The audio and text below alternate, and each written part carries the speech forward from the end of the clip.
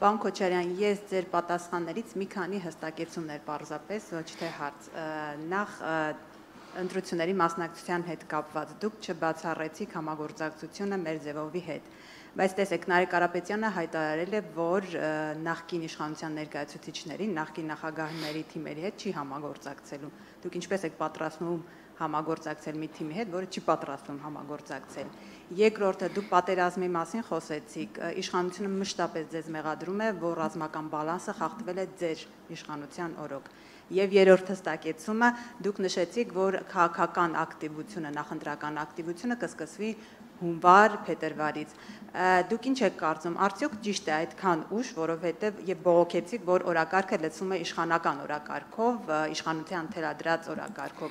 Փաստորեն ստացվում է առաջիկա բոլոր ամիսներին մենք դեռ ստիպված ենք լինելու իշխանական օրակարգը այսպես շրջանառել մինչև ընդդիմությունը կակտիվանա։ Okay. Ուրեմն հերթով առաջինը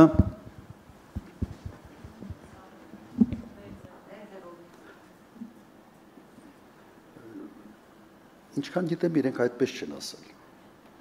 Խոսքը գնում է, որ իրենց շարժումը, ներգրավվածությունը նոր դեմքերով, նոր խնդիրներով եւ այլն։ Խոսքը չէր գնում իմ տպավորությամբ ընտրություններից հետո խորհրդարանում համագործակցելու մասին։ Ինչքան ես հասկանում եմ, խոսքը դրա մասին չի։ Մենք հիմա խոսում ենք դրա մասին։ Համագործակցել մի ուժի հետ, որը քո հետ չի ուզում համագործակցի, չի ստացվում, չի լինում, այդպիսի բան չի լինում, բայց դա արդեն մեր խնդրեմը չի լինելու։ Մենք հայտարարում ենք, որ այո, բոլոր այն ուժերը, որոնք իմիջիալոցը Գյումրիում այդ բանը լավ էր, որ հայտարարել են հանգամանքը, որ որևէ պարագայում Նիկոլ Փաշինյանի հետ, ԿՊ-ի հետ կոալիցիա չեն կազմելու, սա լավ մոտեցում է։ Ես համոզված եմ, որ այստեղ նույն մոտեցումը կարելի է կիրառել։ Եվ արդեն ըստ ձայների, այսպես համամասնությամբ ձև չի լինելու չհամագործակցել խորհրդարանը, ոչի ձև չի լինելու։ Եթե այդ շարժումը ինչ որ քանակի ձայներ հավաքի, որը բավարար չի օրինակ կոալիցիա ձևավորելու իրենց համար, օրինակ վարշապետ տեխնացիոնն ասելու են, չէ, չենք ստեղծում։ Ուղղակի անհնար է։ Ստեղծվելու է մի վիճակ, որ բոլոր ընդդիմադիր ուժերը խորհրդարանում եւ ցանկություն են ունենալու եւ այլընտրանք չեն ունենալու չհամագործակցել։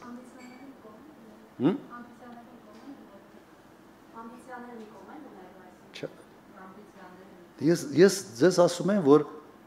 սա այն դեպքը չի, որ դու սենց ուզում ես, չես ուզում։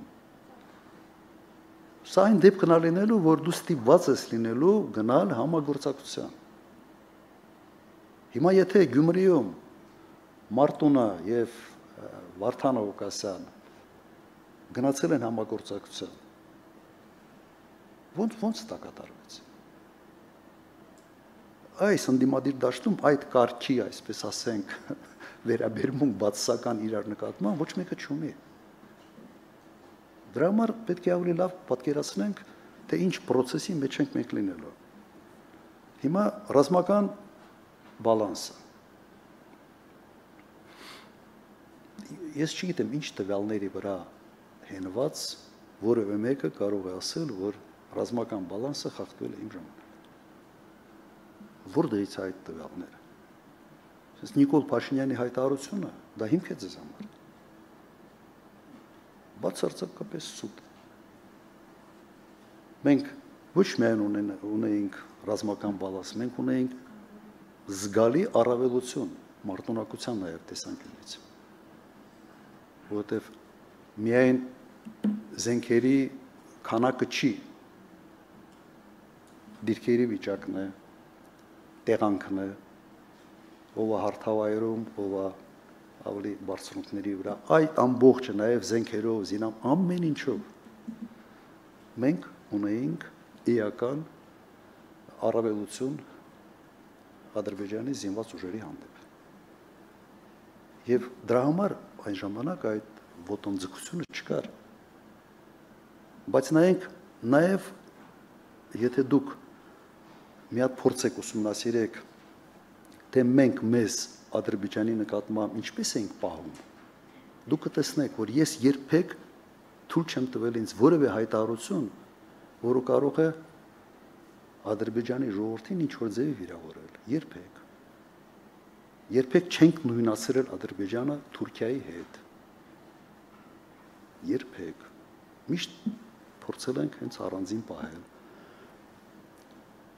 Երբեք չենք վիրավորել ազնապես Ադրբեջանի ղեկավարությանը։ Շուշիում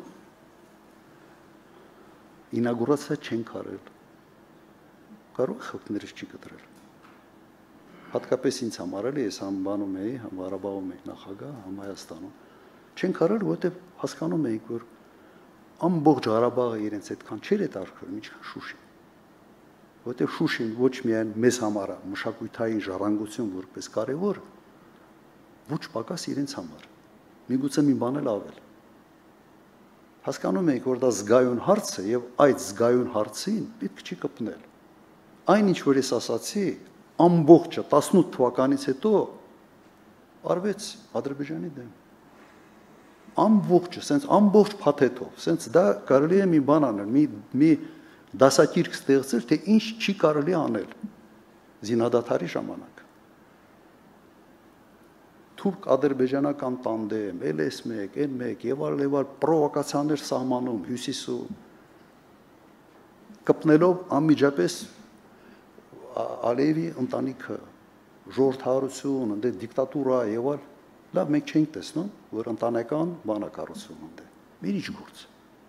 Մեր դարտն է Ադրբեջանի ժողովրդարությունը, թե մեր դարտը Ղարաբաղը պահելն էր։ Սենց դասակրկային ինչ կարելի էր անել վիճակը բարդացնելու համար արվեց։ Վերջն էլ ինագուրացիա Շուշի, տրնգի էին պարում։ Հենց Ղարաբաղում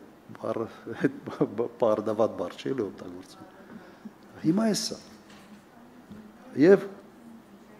ինչի է ուշա հոնովար փեդերոյ չեմ կարծում որ ուշա։ Իմ տպավորությամբ հոնովարից պետք է ուղղակի առարկայական հիմա գիտեք բան կա ասենց կոպիտ ասած լրությամբ հասկանում եք մոտարապես ինչա կարող լինել ինչ ձևի համագործակցության ֆորմատներ կարող են ձևավորվել բայց ֆորմալիզացնելը ես համարում եմ որ հոնովարը փեդերոյը չի ժամանակ